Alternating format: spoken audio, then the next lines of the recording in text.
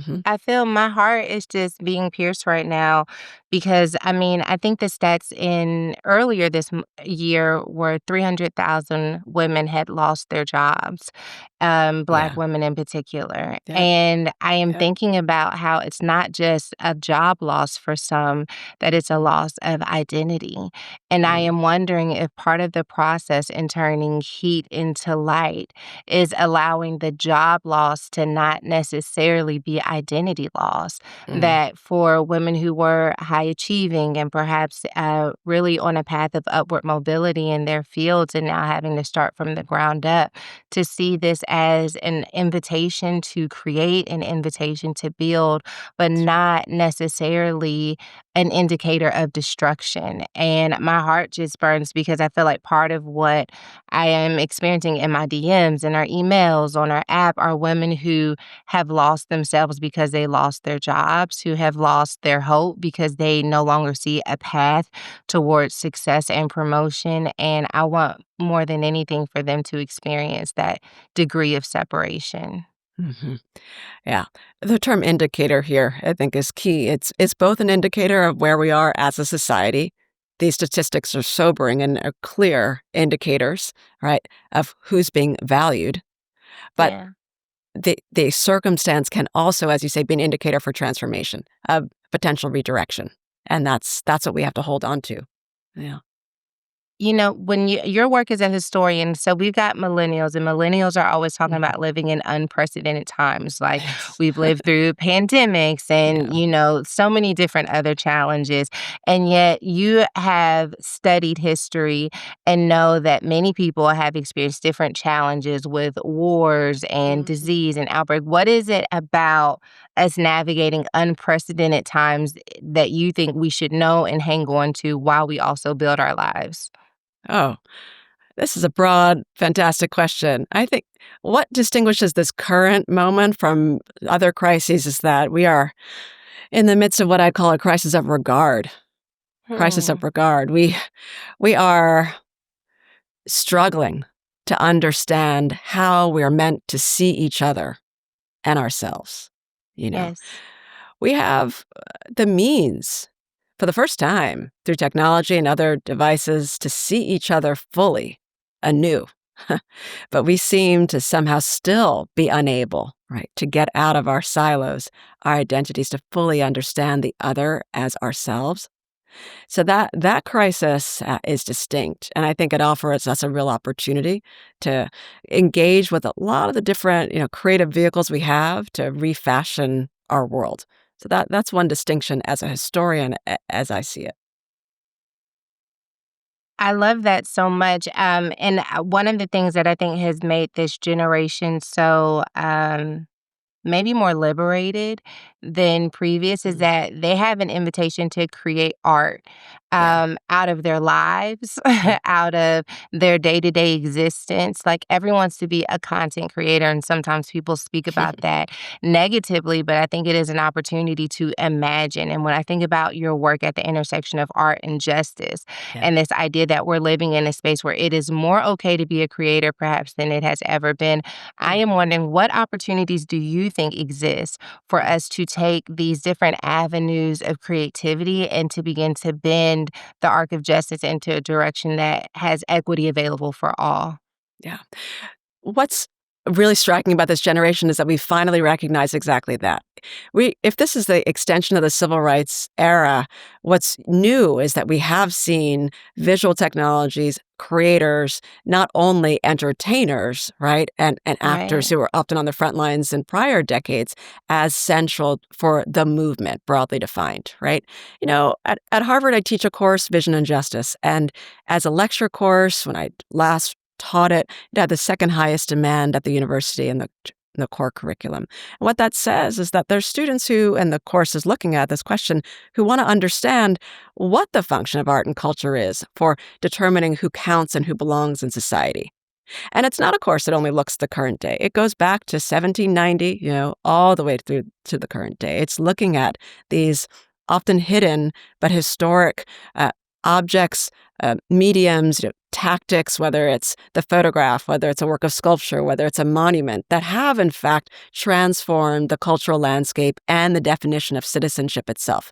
So they're Mhm. learning this. They know in this country, we know that citizenship was defined 1790 as being white, male, and being able to hold property. And the current definition is far broader, still contested, but they know in this course when they come out that the laws that transform that definition have not been alone enough to affect change. It was always also the work of culture, right, that transformed our understanding of who belonged. It's why Frederick Douglass focused on the power of the photograph and what it ignited in individuals who saw images for the first time of African Americans self-possessed and dignified and free when the Constitution termed us three-fifths human beings.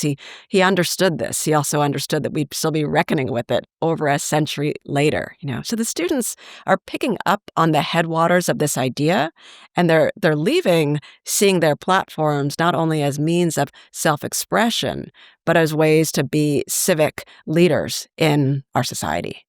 Ugh, I love that. I'm just so obsessed with that because I feel like it's for so long there's been just this separation, right? Like if you were an artist or a creative, then Mhm. you were like in this little corner of just kind of like, Yeah, artsy fartsy, and maybe it totally. wasn't creating impact, but Yeah. you have seen this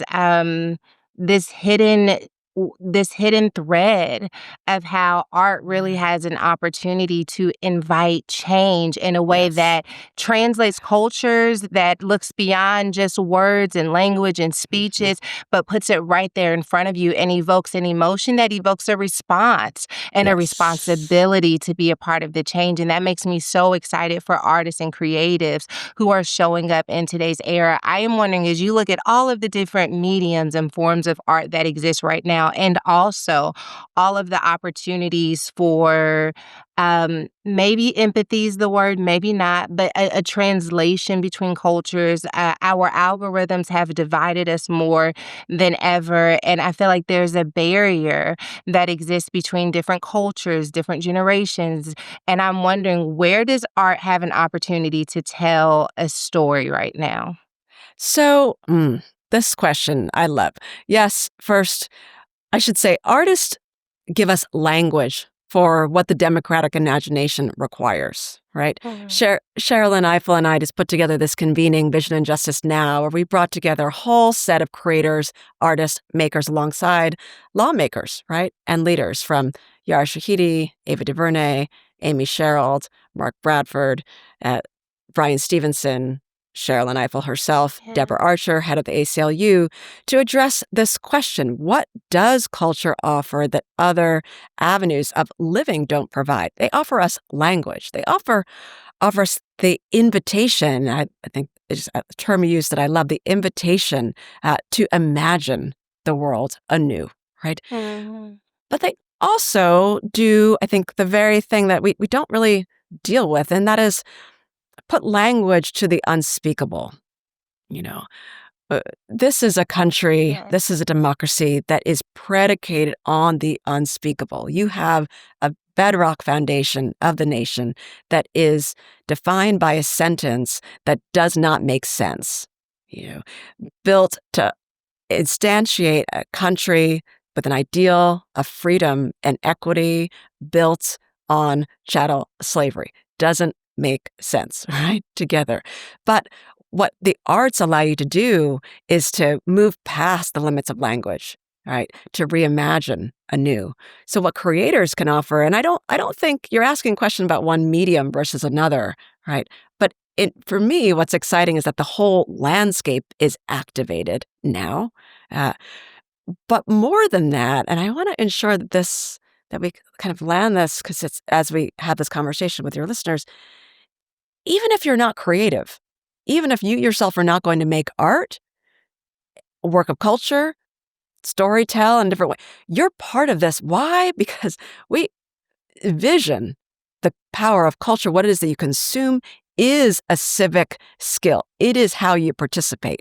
You're not just reading the world. I think today we're not just engaging through headlines, through discourse. We're looking at what's happening around us and constructing narratives out of it?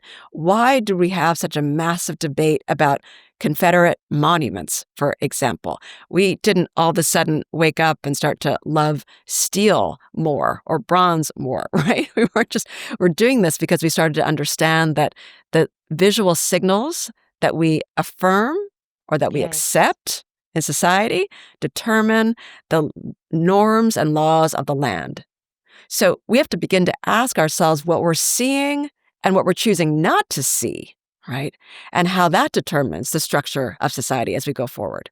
So we're all invited into this dialogue about the power of vision, really, for justice, whether we're creators or not. I love that, you made that you laid that foundation for those who may not consider themselves as creatives because we Yeah, are consuming and taking it in and allowing it to be a part of the narratives that we create in our minds. I am thinking to myself, even as you were speaking, I think that there's this notion, and maybe it's just within what I'm exposed to, maybe it's not universal, that like if I can't do something hopeful or something that's positive, because I am overwhelmed by so many things that are breaking my heart and I'm overwhelmed by so many of the things that are causing discouragement, then I can't create anything at all. And I think leaning into, like Dr. Anita said earlier, leaning into the reality of that heat that it burns, but even the heartbreak itself deserves to be expressed, that the pain itself deserves to have an expression of creativity that can allow us to perhaps experience unity. I think even for me as I'm speaking, I sometimes feel challenged. Like if I don't have this like happy go lucky message because life is hard and the world is hard, that maybe I'm doing a disservice. But I made a decision a couple weeks ago that I'm going to speak to where we are. yeah. And it was probably one of the most powerful messages that I have shared as of late because I think people are wondering, is it okay to not be okay and to give language and expression to that. And I feel like that is the beginning of okay, is this ability to see that I'm not the only one who's experiencing um this tension Mm. and that I want to be hopeful, but I'm also living in this world that it feels like my hope is being vacuumed anytime that it emerges. And what does it look like to have someone who gives me that language, who gives me that expression, who creates this safe space for this heartbreak to exist?